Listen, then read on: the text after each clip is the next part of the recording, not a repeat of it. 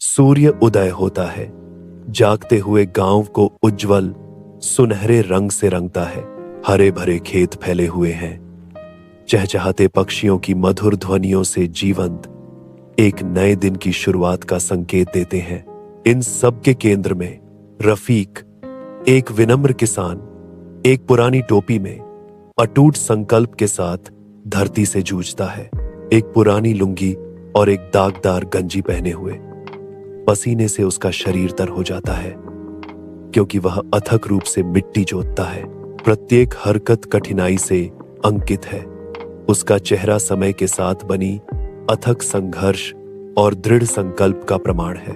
दोपहर की तपती धूप में धरती फटी और सूखी पड़ी है, जो रफीक की निराशा को दर्शाती है।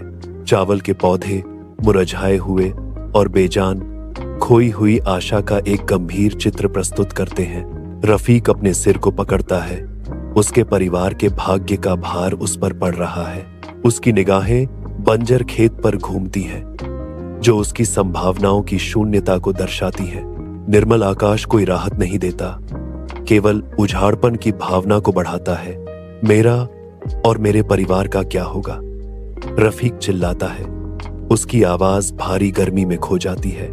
छोटी सी झोपड़ी के अंदर सन्नाटा केवल बच्चों की सिसकियों से टूटता है। उनके चेहरे आंसुओं से लथपथ है। बुझा हुआ चूल्हा और खाली बर्तन उनकी भूख की स्पष्ट याद दिलाते हैं। माँ अपनी आंखों को पोंछती है। उसका चेहरा चिंता से भरा हुआ है, क्योंकि वह अपने बच्चों को देखती है। हम क्या खाएंगे? बच्चों को कुछ दो, वह विनती करती है। उसकी आवाज निराशा से भरी हुई है।